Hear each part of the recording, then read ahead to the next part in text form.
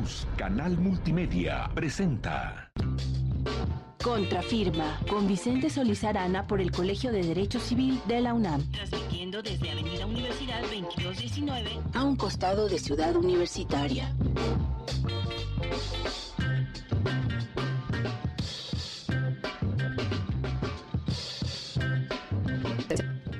Buenas noches.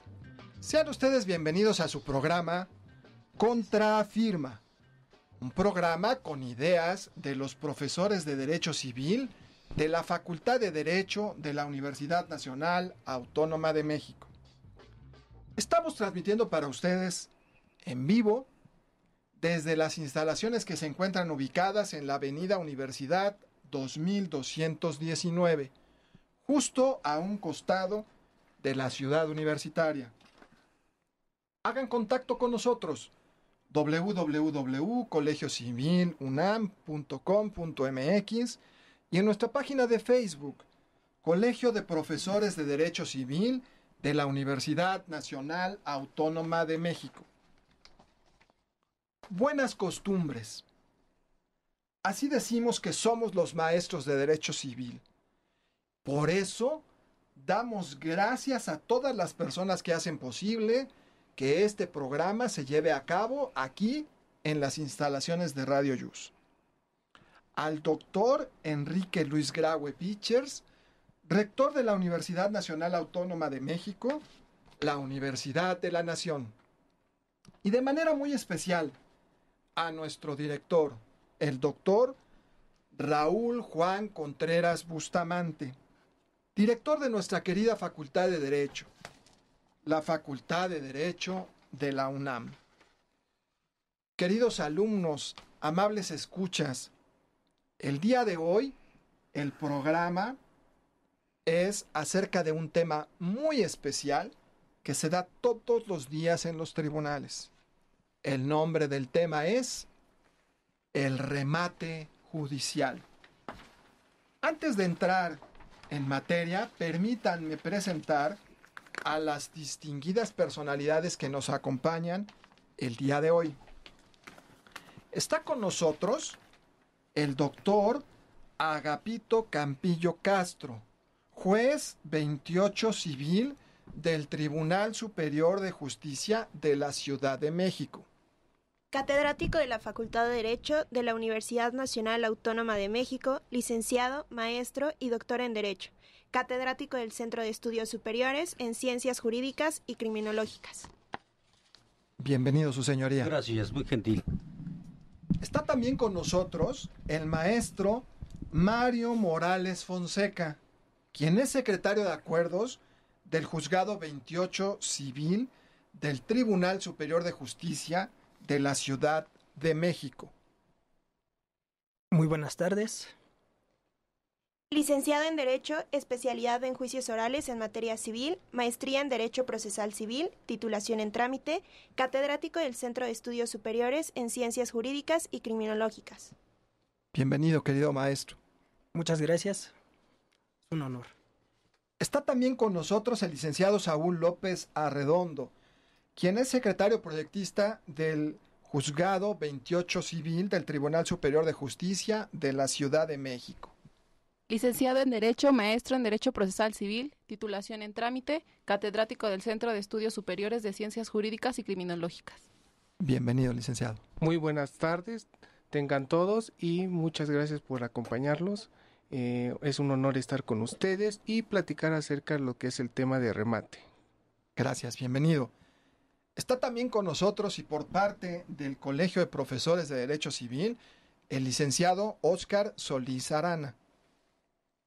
Profesor de oposición en la materia de contratos en la Facultad de Derecho, licenciado en Derecho por la UNAM, especialidad en Derecho Civil, Mercantil, Amparo, Fiscal y Económico, corporativo por la Universidad Panamericana. Muchas gracias por la invitación y un placer estar con la gente que está del otro lado de la barandilla. Muchas gracias. También está con nosotros el doctor Matías Eduardo Pérez García, quien es integrante también muy distinguido del Colegio de Profesores de Derecho Civil. Muy bienvenido, mi querido Matías. Muchas gracias, Vicente. Muchísimas gracias a los honorables miembros de esta mesa y, por supuesto, al auditorio. Bienvenido, Matías. También está con nosotros el doctor Jorge Antonio Ibarra Ramírez, distinguido integrante del Colegio de Profesores de Derecho Civil. Mi querido amigo. Es un privilegio tener de invitado a estos amigos del Poder Judicial de la Ciudad de México. Bienvenido, mi querido amigo. Para la comunidad de Derecho de nuestra facultad, el tema de hoy es muy importante. Su señoría, ¿es lo mismo subasta, remate o almoneda? No, por supuesto que no. Es muy importante resaltar que el remate es una consecuencia procesal después de haberse agotado el procedimiento, siempre respetando los derechos humanos y las formalidades esenciales de todo procedimiento previstas por el artículo 14 y 16 constitucionales. Y una vez que se agotó el procedimiento en sus diversas etapas, se llega a la consecuencia legal del remate judicial, mismo que se da como una sanción procesal por el incumplimiento del demandado a cumplir con sus obligaciones contraídas, y ya que existe una sentencia y una liquidación a lo que fue condenado, se llega a la consecuencia legal del remate judicial, ya sea de bienes muebles o inmuebles. Y respondiendo a la pregunta concreta que usted me hace, definitivamente que no es lo mismo. Almoneda, cuando nos referimos a almoneda, nos estamos refiriendo en sí a la audiencia, al señalamiento de la audiencia donde se va a llevar a cabo, como dicen ustedes, almoneda. Almoneda que va a ser la puja, la subasta, donde comparecen postores a ofertar cierta cantidad de dinero respecto del inmueble que previamente tuvo que existir ya un avalúo. Y el remate no es más que el fincamiento del inmueble hacia la persona a la cual ofertó mayor cantidad respecto del bien a rematar. Clarísimo, su señoría. Yo quisiera hacerle una pregunta. Hablamos del remate. ¿En el remate es un juicio, es parte del juicio o cómo se da esto? Bien, el remate viene siendo parte del juicio. Más bien no parte del juicio, sino ya prácticamente es la culminación del juicio. Ya hubo un procedimiento previo, ya hubo lo que se le llamaría un embargo. Ese embargo tuvo que haber ya una cantidad cierta, líquida, en su caso exigible, para poder llegar al remate. Ahora, tenemos que en civil puede ser hasta el final, ya hasta cuando sea ya ha causado ejecutoria. Sin embargo, podemos entender el remate, lo que es el embargo en mercantil desde el momento de que va el actuario y embarga los bienes, que a final de cuentas, ya para llegar al remate, se tiene que culminar con el procedimiento. ¿Para qué vamos al remate, mi querido maestro? Para el remate vamos a ir justamente para hacer los pagos de los adeudos que se tienen, o sea, cumplir con una obligación del demandado o la persona que incumplió para el efecto de pagar esos adeudos. ¿Y cuándo va a ser? En el momento de que haya la ejecución de la sentencia. ¿Buscamos dinero para pagar con el remate? Se busca dinero, por supuesto. Ahora, el juzgador tiene que revisar que ese bien nunca pierda la plusvalía. Entonces, con lo que es la entrada de las reformas del 2009, ya se vino lo que es la adjudicación directa.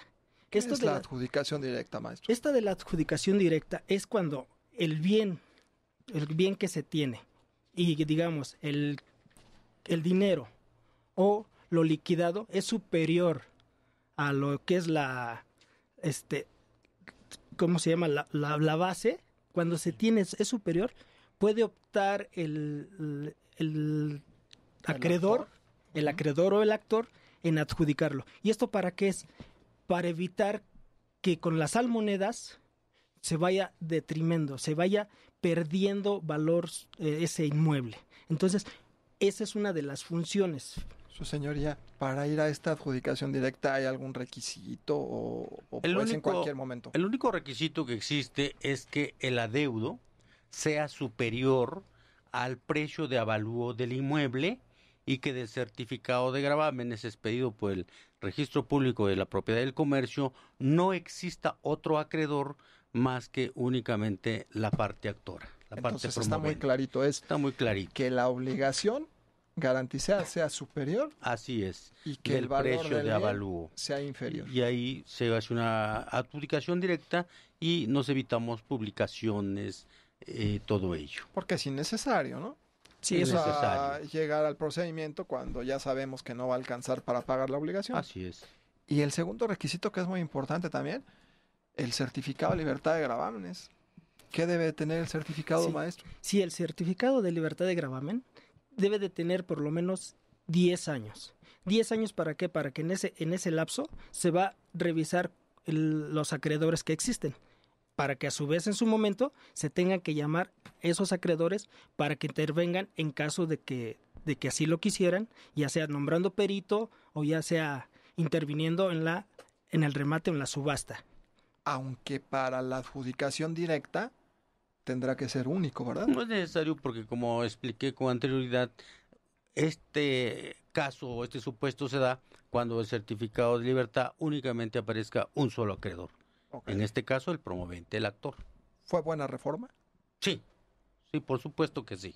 ¿Se hace Porque todos los días agiliza en el juzgado? y se hace más expedito la pronta ejecución de la sentencia ya obtenida. Muy bien. Licenciado, ¿qué características debería de tener estos certificados o estos avalúos? Porque ya la gente que nos escucha dice, bueno, ¿de qué se trata? Bueno, lo que es necesariamente el avalúo y el certificado de gravámenes para poder entrar a lo que es el remate, primero, deben estar vigentes los certificados de gravámenes. Eso significa que tienen de vigencia 6 meses, tanto certificado de gravámenes como avalúo. ¿Cuál sería la consecuencia de no exhibirlos, no estuvieran vigentes? Que el remate no fuera aprobado. Entonces, importante, ¿saben qué? Presento avalúo y certificado de gravámenes debidamente vigentes. En ambos casos. En ambos casos. Ok. ¿No nos sirve el certificado que está dentro del procedimiento? No, eso hay que actualizarlo. Hay que actualizarlo, porque muchas veces exhiben el certificado el avalúo, lo exhiben al inicio de presentar la demanda. En el lapso de que ya se llevó a lo que es el remate, ya está ahora sí que vencido. Entonces prácticamente hay que renovarlo. ¿Por qué? ¿Cuál es la consecuencia, cuál es la función más bien del certificado de gravámenes y del avalúo? Uno, certificado de gravámenes para conocer los nuevos acreedores y lo que es el avalúo para ver el valor actual del inmueble, porque hay que recordar que los inmuebles se elevan por la plusvalía. Entonces, si me valía 1,000 pesos, ahora me va a valer 1,500, 2,000, así sucesivamente. Y como decía el maestro Morales, en protección del deudor, ¿no? Claro. Para Sí. irlo con los derechos humanos, como decía su señoría. Efectivamente. Si ya tenemos certificado y ya tenemos avalúo, ¿eso nos da el momento de inicio del remate o todavía falta algo? No, de hecho, lo que es el artículo 556 Sí. nos hace referencia de que para poder entrar a lo que es el remate, forzosamente tenemos que exhibir certificado de gravámenes y avalúo. Y ahora sí, empezamos con el auto que va a señalar la fecha de remate. Y Ok. en su caso, se van a señalar lo que son los edictos. Ok.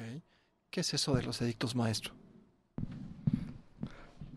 Los edictos viene siendo un instrumento por el cual el juez va a dar a conocer o a publicitar el momento del remate. Ese edicto tiene que tener lo que es bien identificado el bien inmueble.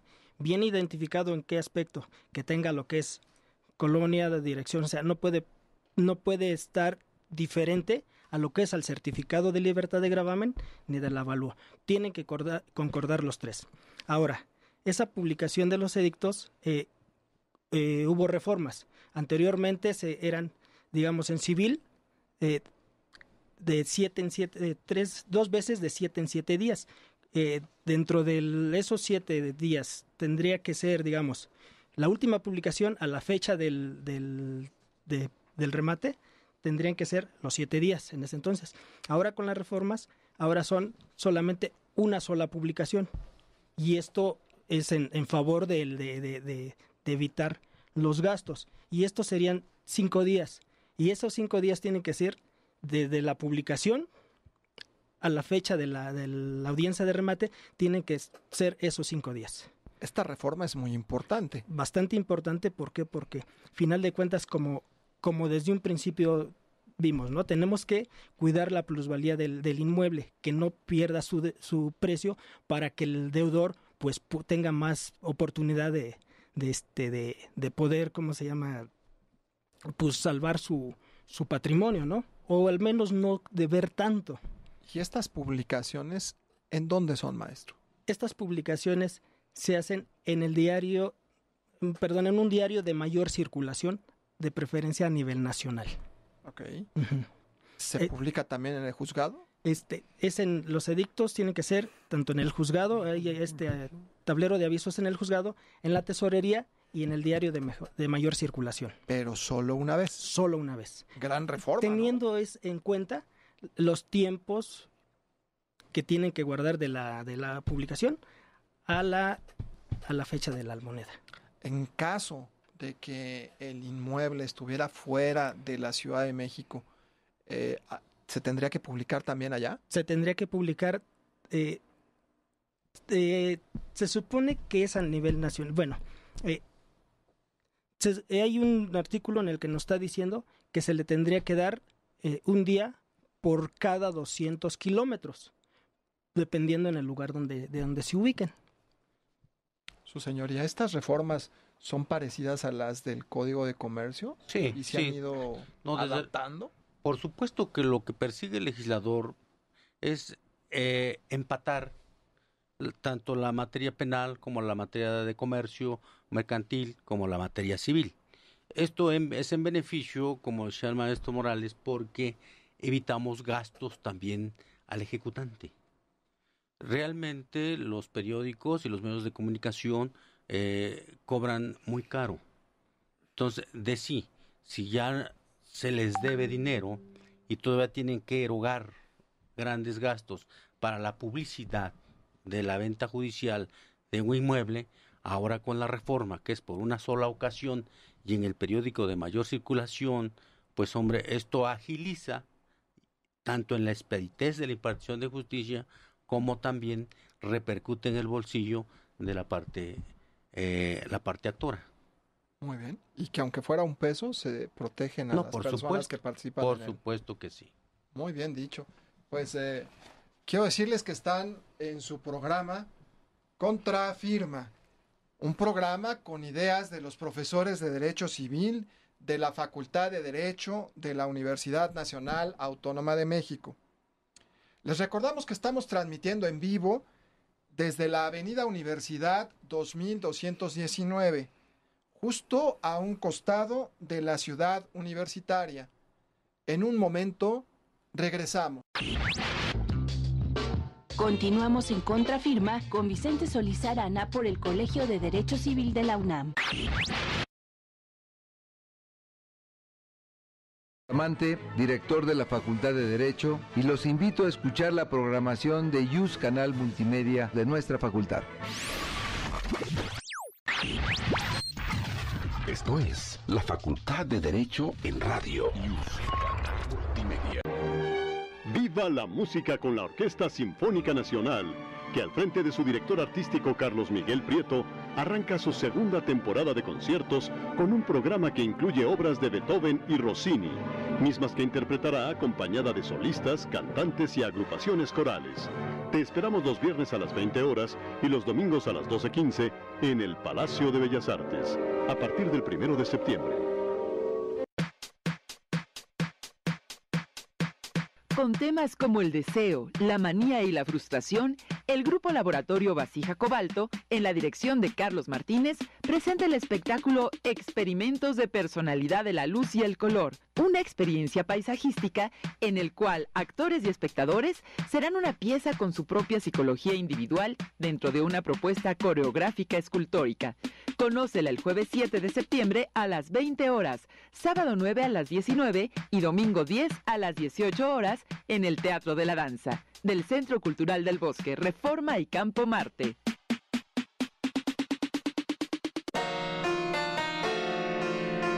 Si te dieran a elegir entre dos caminos, el cielo y el infierno, ¿cuál escogerías? No importa la elección que hagas, en ambos podrás disfrutar de la historia sobre la conquista y un enfrentamiento sobre los valores para un bien común. Sé parte de la puesta en escena El Divino Narciso, una obra original de Sor Juana Inés de la Cruz, con la colaboración artística de Óscar Urrutia y Raquel Araujo. Funciones jueves y viernes a las 20 horas, sábados a las 19 y domingos a las 18 horas en el Teatro Julio Castillo, Centro Cultural del Bosque, Reforma y Campo Marte.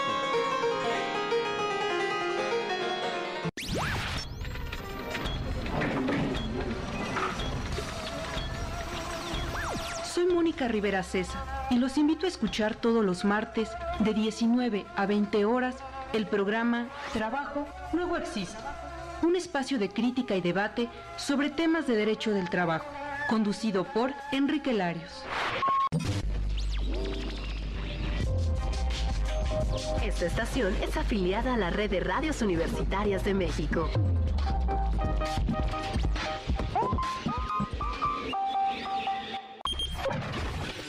Soy Raúl Contreras Bustamante, director de la Facultad de Derecho, y los invito a seguir los programas de seminarios y colegios de nuestra facultad. Continuamos en Contrafirma con Vicente Solís Arana por el Colegio de Derecho Civil de la UNAM. Transmitiendo desde Avenida Universidad 2219 a un costado de Ciudad Universitaria. Regresamos. Estamos en su programa Contrafirma, un programa con ideas de los profesores de Derecho Civil de la Facultad de Derecho de la Universidad Nacional Autónoma de México. Estamos transmitiendo en vivo desde las instalaciones que se encuentran ubicadas en la Avenida Universidad 2219, justo a un costado de la Ciudad Universitaria. Hagan contacto con nosotros www.colegiocivilunam.com.mx y en nuestra página de Facebook, Colegio de Profesores de Derecho Civil de la Universidad Nacional Autónoma de México. Cuando nos fuimos al corte, justo empezábamos ya con el desarrollo del remate y el licenciado Óscar Solís tiene una pregunta. Bueno, primero aprovecho la oportunidad de tener gente con tantos conocimientos por parte de los tribunales, en donde al final de cuentas son los que imparten la justicia, son los que se resuelven. Pero de este lado tengo la oportunidad, y así me ha dado la Facultad de Derecho esa gran dicha de dar clases de contratos. Y cuando uno analiza el contrato de compraventa, se da cuenta que cuando llega al artículo 23 habla de las ventas judiciales. Entonces nosotros traemos en la cabeza pues que seguimos una teoría consensualista en donde dice que los contratos se perfeccionan por el consentimiento de las partes, y cuando hablamos de compraventa dice el 2249 que la compraventa es perfecta cuando se ponen de acuerdo las partes en precio y cosa. Y de repente llegamos al 2323 en donde habla de la venta judicial. Yo lo primero que noto es que cuando habló aquí su señoría respecto del remate o de la venta, pues como que siento que se resiste a veces a hablar de la venta judicial como un contrato de compraventa, pero está establecido en la ley.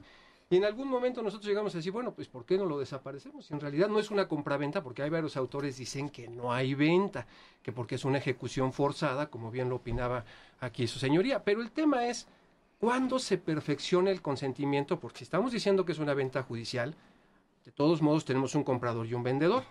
En este caso los compradores pues serán las personas que comparezcan a la audiencia como postores y que tengan la intención de adquirir ese inmueble ya en la audiencia de remate de la que se estaba platicando. Pero nos queda la inquietud en saber en qué momento, porque de acuerdo al procedimiento que estuvieron platicando aquí el personal del tribunal, hacían referencia de ciertas etapas que se tenían que cumplir: certificado de libertad de gravámenes, el avalúo, la postura legal, etcétera, y llega el momento en que se comparece al remate y entonces empiezan a llegar los postores. Y hay uno que al final dice, esta es mi postura, esto es a lo que yo quiero llegar. Y nadie más, él alza la voz para decir, pues yo quiero más. Entonces, en ese momento, de acuerdo a la ley, el juez tendrá que decir, se finca el remate en favor de Juan Pérez, que acaba de hacer la oferta más alta sin que nadie la pueda superar. El juez establece una resolución y pasen los autos a la vista del suscrito juez para dictar la sentencia de adjudicación. Según la interpretación que nosotros hacemos como maestro de contratos, dice que esa etapa es para revisar el procedimiento, que el avalúo esté vigente, que los certificados estén vigentes, que se haya notificado a todos los acreedores. Parte del procedimiento que está establecido en el Código de Procedimientos Civiles, en donde se tiene que ir analizando cada uno de los aspectos procesales. En ese momento, si se cumplió con todo, se tiene que dictar la sentencia de adjudicación. Y entonces la pregunta es, ¿dónde se genera el consentimiento para perfeccionar la venta judicial? Porque el perfeccionamiento de la compraventa genera, entre otros, por ejemplo, pues que la cosa perezca para su dueño. Y si ya hay compraventa, cuando se ponen de acuerdo las partes en precio y cosa, en el momento en que alguien dice, yo doy tal cantidad, se acepta, se afinca el remate y se llega a perder la cosa, ¿para quién perece si no tenemos una sentencia de adjudicación? Ahora, esa sentencia de adjudicación, de acuerdo a la ley, tiene un plazo para dictarse, pero también pudiera ser que se interrumpiera ese plazo por alguna circunstancia y entonces en ese ínter, lo que nosotros pensamos es que esa resolución que se llegue a dictar queda sujeta a una condición resolutoria que querría decir que no haya ninguna violación al procedimiento. Si no hay ninguna violación al procedimiento, se deben retrotraer los efectos hasta el fincamiento del remate y en ese momento ya la persona es propietaria. Y de ahí adelante le corren todas las circunstancias. Cosa que no estuvo de acuerdo la Corte con nosotros, en donde estableció en una tesis jurisprudencial diciendo que la venta judicial se transmitía hasta que se aprobara el remate. Es un criterio nada más. Nosotros seguimos pensando que se llega a generar una incertidumbre, porque el caso que quisiera poner sobre la mesa es ¿qué pasa si del fincamiento a la aprobación pasan meses?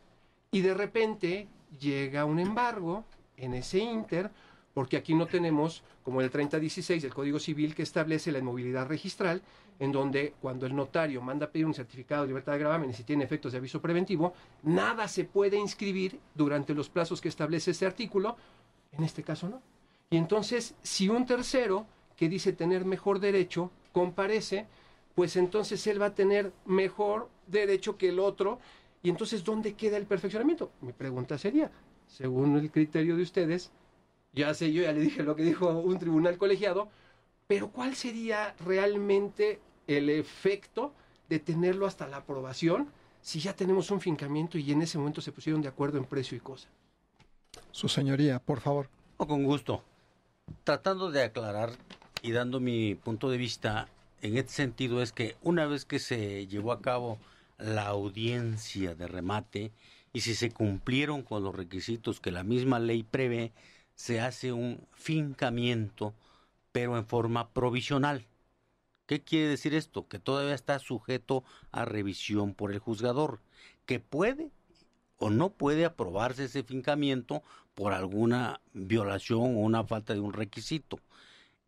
Es por eso que yo justifico y sostengo que la compraventa o venta judicial o remate judicial se perfecciona hasta el momento que yo apruebo ese fincamiento provisional. Claro que es discutible. Es discutible ¿por qué? Porque la Corte también va un poquito más allá.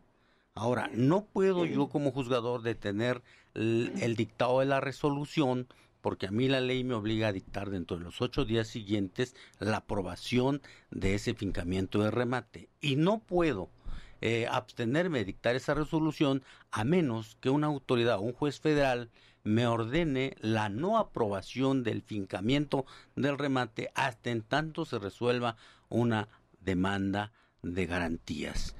¿Un amparo, un amparo como todos lo conocemos. Esa es la única excepción que yo no podré yo aprobar ese remate. Por eso yo digo, la venta judicial se perfecciona hasta que yo apruebe y haga el fincamiento definitivo de ese remate judicial. Ahí es donde yo considero, pero respetable su punto de vista. Ahora, es muy importante que en la doctrina, en la escuela, en la facultad y hasta en los libros de contratos, el maestro Zamora y algunos otros, el doctor Domínguez, tienen otros puntos de vista, mi querido Matías. En efecto, de acuerdo con la teoría general del contrato, efectivamente es muy claro, el artículo 2249 del Código Civil nos dice la venta es perfecta y obligatoria, y es perfecta si lo articulamos con el artículo 2014, la propiedad se transmite en ese momento, cuando las partes se han puesto de acuerdo en la cosa y su precio. Aquí hay la emisión del consentimiento, es decir, de la oferta de venta a través de las publicaciones que se hacen para el remate. Esta es una policitación desde el punto de vista del derecho de los contratos. Y viene después una serie de cumplimiento de condiciones y la aceptación se da por el mejor postor, ¿no? Desde el punto de vista de la teoría general de los contratos, efectivamente el contrato se forma en el momento en que el juez declara fincado el remate en favor del mejor postor, pero vaya, ¿de qué nos sirve decir que ya está perfeccionado el contrato, que por ende en términos del 2014 la propiedad ya se transmitió, si todavía falta la sentencia de aprobación del remate, en donde se va a adjudicar en definitiva el bien al adjudicatario?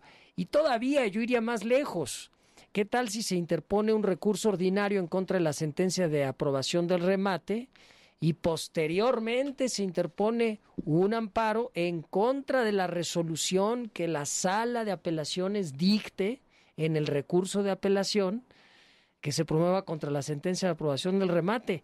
Todavía estamos un poco esa venta que aunque de acuerdo con la doctrina es perfecta y obligatoria y transmite la propiedad, todavía está sub iudice, está pendiente de perfeccionarse con la, no sé si estén de acuerdo, los señores jueces, con la declaración de ejecutoria de la sentencia que aprueba el remate, después de la cual, ahora sí, ya no hay marcha atrás. Aquí hay una interacción muy interesante del derecho procesal y del derecho civil, toda la doctrina lapidaria del derecho civil.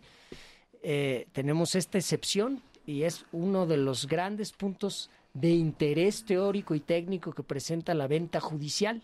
Es una excepción al perfeccionamiento de la venta. Yo lo veo así porque todavía puede revertirse todo eso. Hemos visto muchas veces que se finca un remate en favor del mejor postor, se aprueba el remate, luego resulta que viene resulta que el propietario estaba casado por sociedad conyugal, no lo sabíamos, la cónyuge nunca fue llamada a juicio, nunca fue demandada, no es deudora, y a final de cuentas, a través de un amparo, aunque hay una tendencia jurisprudencial actualmente importante a decir, mientras la sociedad conyugal no esté registrada, no surte efectos frente a terceros, sí, antes de esa revire jurisprudencial habíamos visto casos en los que se revertía toda la venta para efectos de respetar el 50% de la cónyuge o de un acreedor alimentario, de otro acreedor preferente, como puede ser un trabajador. No olvidemos el artículo 113 de la Ley Federal del Trabajo, que da preferencia a los créditos por salarios antes que cualquier otro crédito, incluso aquellos garantizados con garantía real, etcétera. Todavía pueden pasar muchas cosas. Entonces, es una excepción muy interesante a la teoría general del contrato, ¿no? Y entre otras, licenciado Saúl López, entre otras, a veces se van y no pagan. ¿Qué pasa si no paga el postor ganador o el licitador ganador? Es decir, hay una oferta, una licitación, dice 1 millón, dan una parte porque en el billete de depósito ya entraron con eso, pero después dicen, usted ganó, ahora pague la diferencia, ¿no? Y en ese pague la diferencia ya no tengo. ¿Qué pasa? Sí, claro. Mira, en cuestión de lo de la aprobación de remate, como dijo su señoría, efectivamente es provisionalmente. ¿Qué pasa en este caso? El postor que ofreció exhibió su billete de depósito por el 10% del valor del inmueble, dice, yo fui ahora sí que yo fui el que gané y me voy a quedar con el inmueble. Para eso, una vez dictada la sentencia, se le va a dar un término prudente para que exhiba el remanente. Okay. Pero ¿qué pasa? Aquí está la sanción correspondiente. Si no me exhibes el billete de depósito, por la diferencia, lo que tú exhibiste se lo voy a transmitir a ya sea el ejecutado y al ejecutante. O sea, lo pierde. Lo pierde. O sea, es una sanción. Sí. A ver, otra vez. El inmueble vale $1,000,000. Vale $1,000,000. Se dio el 10%. 100,000 pesos. Él es el que gana. Tienes que pagar 900. Y tengo que pagar 900, no los tengo. Ok, entonces te va la sanción correspondiente. Sanción que debe de ir implícita en la misma sentencia. Porque si no le digo, bueno, entonces, ¿qué me vas a sancionar si no le explica, tú no lo expusiste en la sentencia? Entonces, y ese 10%, como sanción, no se queda en el juzgado. Se reparte. Se reparte, pero aquí hay que tener en cuenta, va mitad el ejecutado, mitad del ejecutante.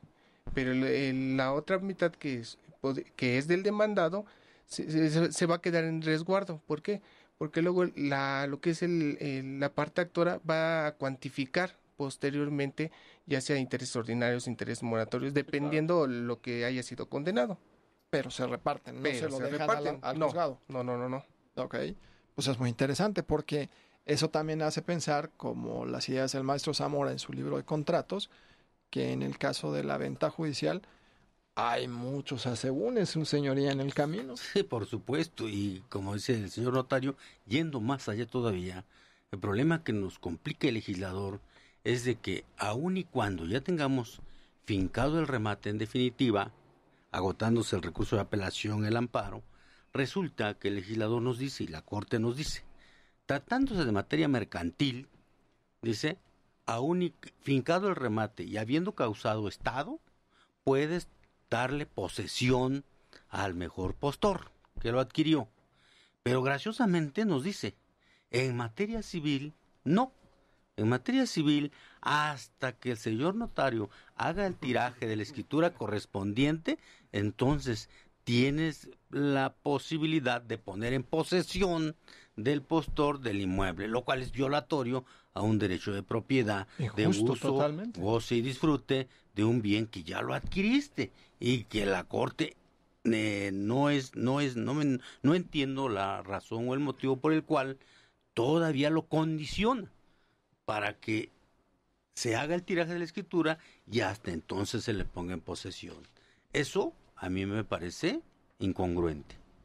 Por decirlo menos. Por decirlo menos. Quiero decirles que estamos en su programa Contrafirma, un programa con ideas de los profesores de Derecho Civil de la Facultad de Derecho de la Universidad Nacional Autónoma de México. Estamos transmitiendo en vivo desde las instalaciones que se encuentran ubicadas en la Avenida Universidad 2219, justo a un costado de la ciudad universitaria. Hacemos un corte y regresamos. Continuamos en Contrafirma con Vicente Solís Arana por el Colegio de Derecho Civil de la UNAM. Soy Raúl Contreras Bustamante, director de la Facultad de Derecho, y los invito a seguir los programas de seminarios y colegios de nuestra facultad.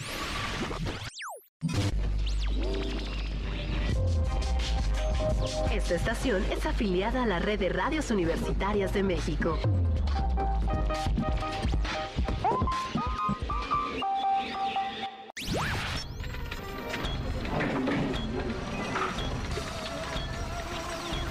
Soy Mónica Rivera César y los invito a escuchar todos los martes de 19 a 20 horas el programa Trabajo Luego Existe, un espacio de crítica y debate sobre temas de derecho del trabajo, conducido por Enrique Larios.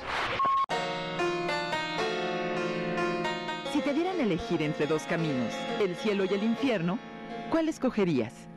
No importa la elección que hagas, En ambos podrás disfrutar de la historia sobre la conquista y un enfrentamiento sobre los valores para un bien común.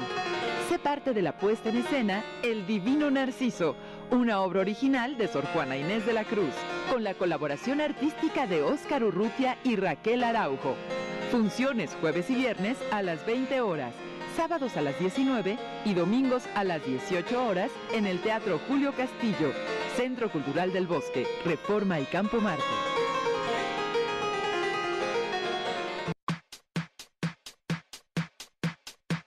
Con temas como el deseo, la manía y la frustración, el Grupo Laboratorio Vasija Cobalto, en la dirección de Carlos Martínez, presenta el espectáculo Experimentos de Personalidad de la Luz y el Color, una experiencia paisajística en el cual actores y espectadores serán una pieza con su propia psicología individual dentro de una propuesta coreográfica escultórica.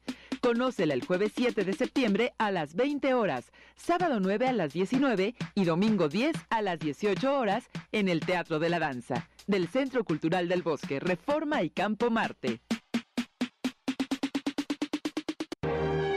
Viva la música con la Orquesta Sinfónica Nacional, que al frente de su director artístico Carlos Miguel Prieto, arranca su segunda temporada de conciertos con un programa que incluye obras de Beethoven y Rossini, mismas que interpretará acompañada de solistas, cantantes y agrupaciones corales.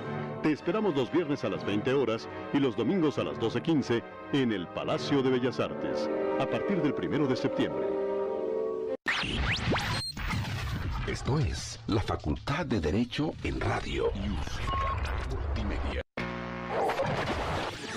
Soy Raúl Contreras Bustamante, director de la Facultad de Derecho, y los invito a escuchar la programación de YUS Canal Multimedia de nuestra facultad.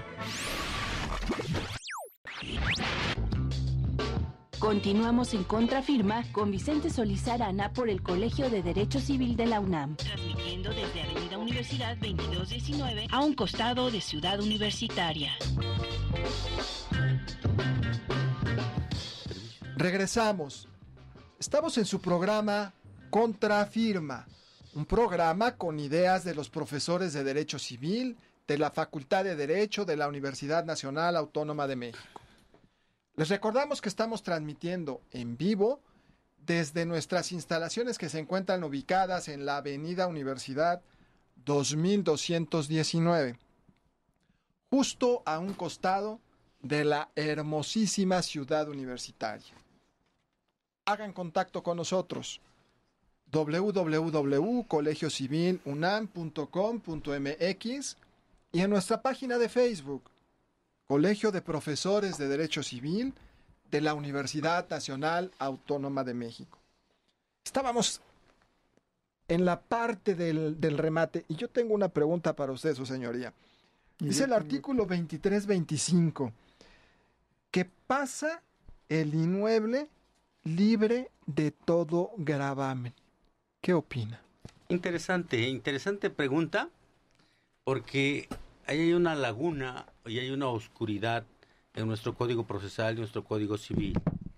Si bien es cierto, la ley establece que pasará el inmueble libre de todo gravamen, bueno, se entiende que es respecto de los créditos que existieran respecto debidamente registrados en el Registro Público de la Propiedad y el Comercio. Pero esto no quiere decir que el juez tenga que cancelar esos créditos. Lo único que el juez tiene que revisar que esos acreedores que aparezcan inscritos tienen que ser llamados a juicio para que hagan valer sus derechos. Pero si por alguna razón estiman pertinente no comparecer, el juez lo único que va a hacer es dejar a salvo sus derechos para que los hagan valer en la fía y forma que estime pertinentes. Pero no quedan cancelados, no pierden sus créditos. Buscarán la forma de cómo hacerlos efectivos. ¿Sí? Muy bien. Esa es la razón. Qué precisión. Muchas gracias, señoría.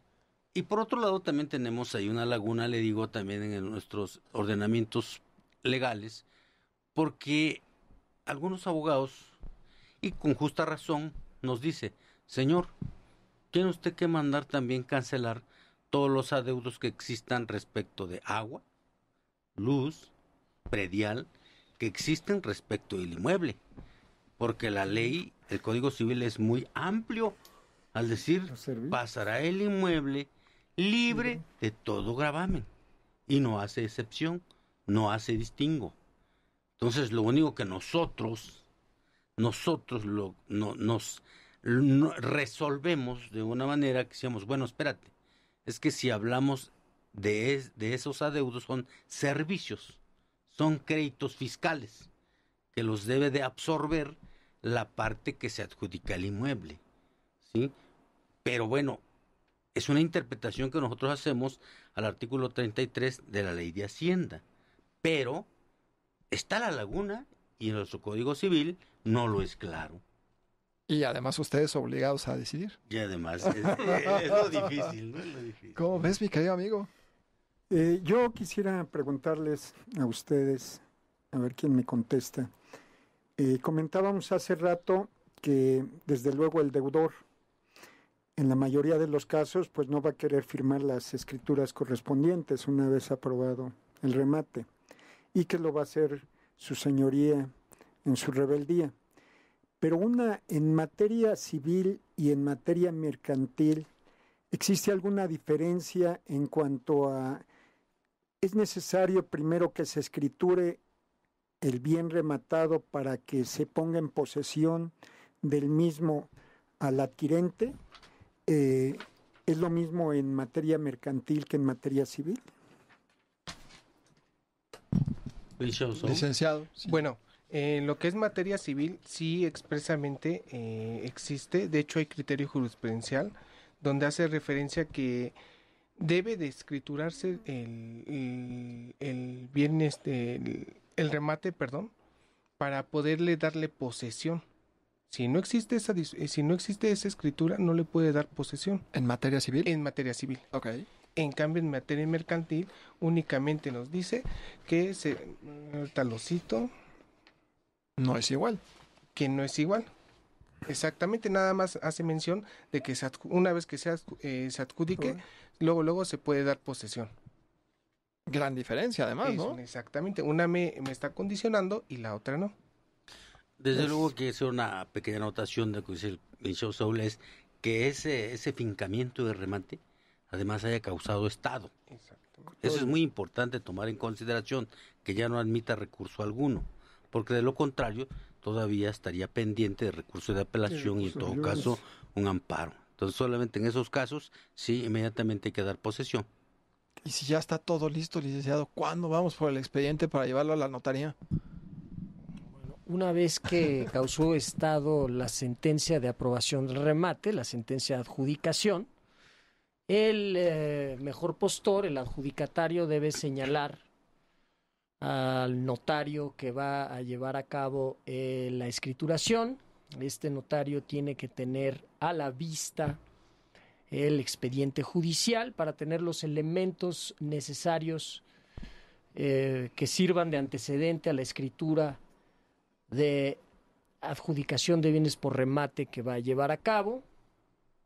El notario tiene que cumplir no solamente con este requisito de tener a la vista los autos, tiene que cumplir con todos los requisitos administrativos y fiscales de cualquier enajenación de inmuebles. Teniendo lista la escritura, va a devolver el expediente judicial al juez, haciéndole saber que se encuentra lista para su firma la escritura.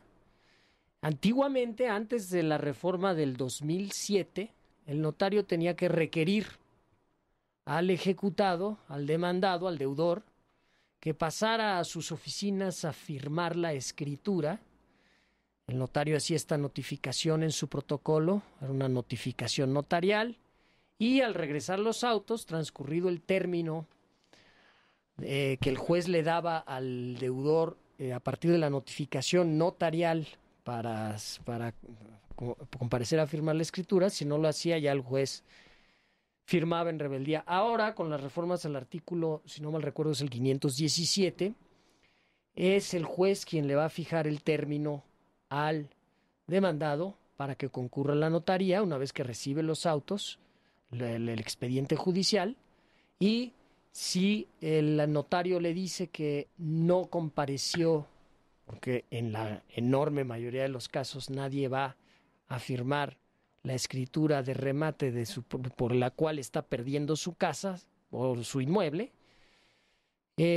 una vez que el notario le avisa que el demandado, el ejecutado, el deudor no compareció a firmar la escritura, el juez dicta un auto en donde ordena la firma en rebeldía y se pone a la vista del juez, a su consideración, el proyecto de escritura después de las observaciones que éste le hace, y ya una vez pasada al protocolo, el juez va a firmar esta escritura en rebeldía en presencia del notario.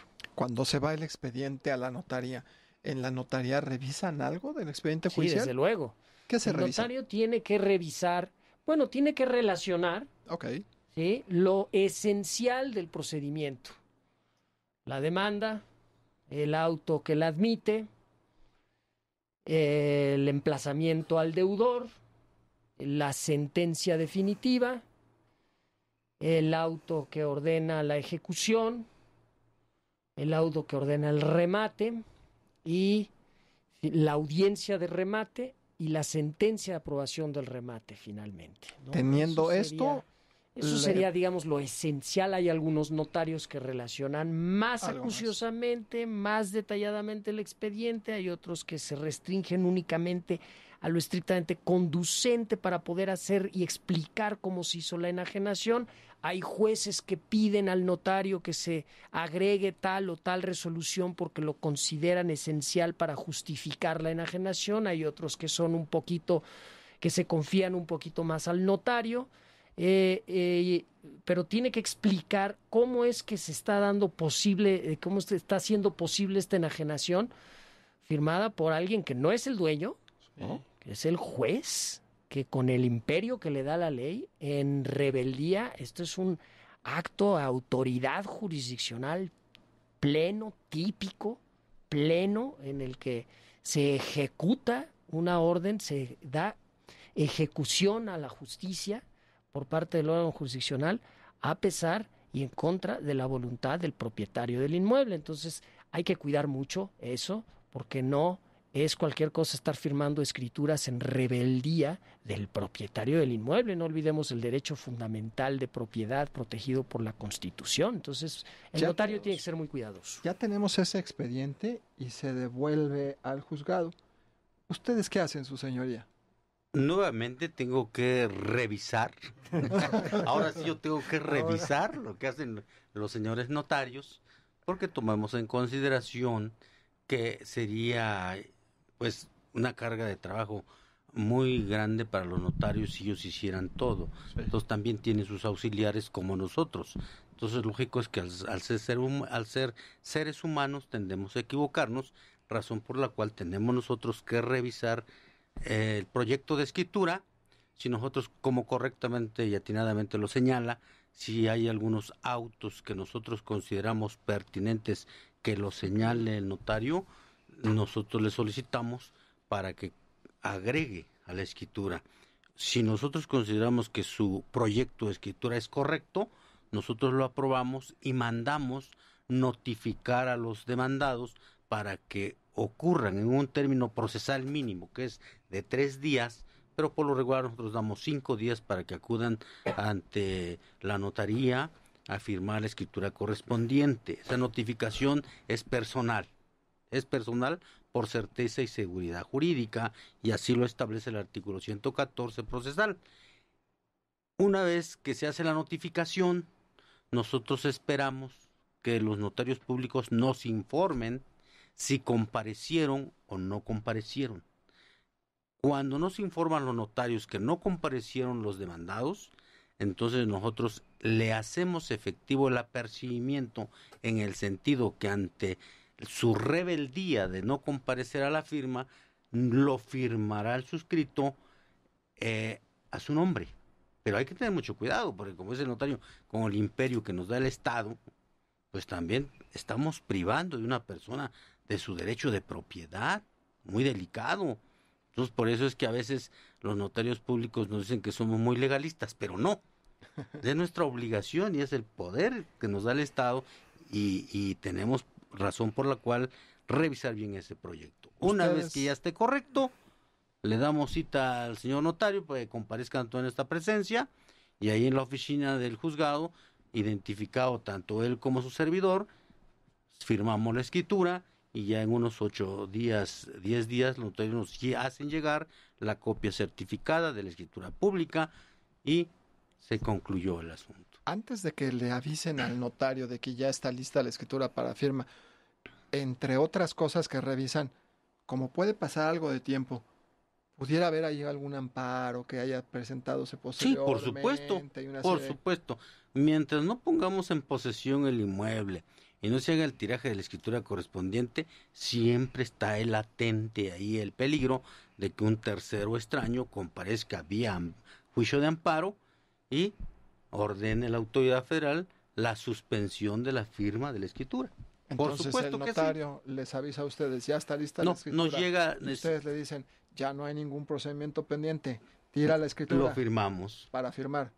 Así es. Muy bien. Y si nos llega una suspensión, pues de forma inmediata le notificamos al señor notario para que nos devuelva los autos y le hacemos del conocimiento el motivo por el cual y se suspende el tiraje de la escritura. En caso afirmativo, se tira la escritura y ¿qué hace la notaría?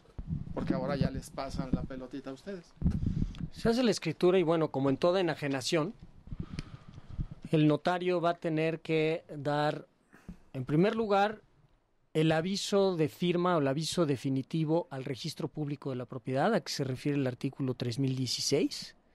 ¿Sí? Le avisamos, hacemos ya oponible frente a terceros esta escritura. Es una forma de darle publicidad registral. En definitiva, ya se firmó la escritura. El propietario es ahora el postor, el mejor postor, en favor de quien se fincó el remate. El notario tiene que hacer el entero de los impuestos que genera esta operación y, desde luego, cumplir con todas las obligaciones fiscales y administrativas que le impone la ley en toda enajenación. La parte fiscal. La parte fiscal es muy importante. ¿Qué parte tiene que hacer la notaría? La parte fiscal es muy importante porque en mucho de eso va a depender el hecho de que la compra en un remate judicial sea un negociazo, como se tiene la idea, ¿no? Que a veces es o que esto sea un mito, porque muchas veces mucha gente dice, híjole, qué negociazo comprar en un remate judicial. Estoy comprando baratísimo una casa que cuesta muy caro, lo estoy comprando muy barato por las rebajas que se hacen si se adquiere, por ejemplo, en una segunda almoneda o tercera almoneda, de allá hay una rebaja importante del precio. Uh-huh. Y finalmente creen haber hecho un buen negocio, llegan a la notaría y el notario les dice, mira, tienes que pagar un impuesto local de adquisición, el impuesto sobre adquisición de bienes, de inmuebles previsto en el Código Fiscal de la Ciudad de México, tienes que pagar el impuesto sobre la renta por enajenación que corresponde pagar al ejecutado o al rematado. ¿Pero por qué si le toca pagarlo a él? Sí. Porque no aparece. Se escondió. Pero no está y no quiere pagarlo. Y alguien lo tiene que pagar, porque el notario tiene que hacer el entero de esa cantidad. Bien, entonces, bueno, ahí tenemos una cuestión a tomar en consideración para ver si el remate es buen negocio o no. Y luego, como compraste tan barato queriendo hacer un buen negocio, se te genera a ti el llamado impuesto sobre la renta por adquisición de bienes, porque hay una diferencia de más de un 10% entre el valor comercial del inmueble y el precio que pagaste, es decir, compraste regalado, y el fisco considera ese regalado como un ingreso gravable por el impuesto sobre la renta por adquisición, que es una tasa altísima, es el 20% directo y sin derecho a deducciones sobre la diferencia entre el precio pagado y el valor comercial real de la cosa. Entonces ya no empieza a ser tan buen negocio, ¿no? Y entonces ese es el gran problema del remate, el gran dilema del remate para el comprador que quiera hacer negocio. Cuidado, no siempre es buen negocio. Si a eso le agregamos que para tomar posesión vamos a tener que estar metidos en una serie de procedimientos, porque obviamente el rematado, el ejecutado, el deudor va a defenderse como pueda para recuperar la casa, para que no le quiten su patrimonio, pues vamos a estar recuperando nuestra inversión, pues ya en un tiempo donde a lo mejor quizás ya no fue tan buen negocio. No sé qué opines, Oscar, en tu práctica. Bueno, ya nada más, finalmente, eso que acabas de señalar al final son circunstancias de hecho, que difícilmente uno puede prever cuándo va a tomar posesión, porque en un procedimiento normalmente todos sabemos que hay primera instancia, segunda, el amparo, y luego viene la ejecución. Y en la ejecución se presenta esto que estás diciendo, y te puede tardar meses o años, porque son circunstancias de hecho que a veces te impiden tomar la posesión, y eso agrava otra vez el precio, porque vas a tener que pagarle al abogado, vas a tener que pagar gastos de cargadores, de auxilio a la fuerza pública y demás, y no nada más es una sola vez, pueden ser varias veces, que eso es lo que hace que se complique más el tema. Su señoría, quisiéramos escuchar unas palabras para cerrar este programa. Bueno, de antemano muchísimas gracias por haberme invitado y con gusto volveré cuando ustedes tengan a bien volverme a requerir, y como recomendación en este tipo de procedimientos yo sugiero y les solicito y les pido a los señores abogados postulantes que por favor revisen bien sus publicaciones, los edictos, sus avalúos, ya que en repetidas ocasiones nos retarda el procedimiento de remate porque los edictos no coinciden en las fechas de audiencia o con el precio del avalúo,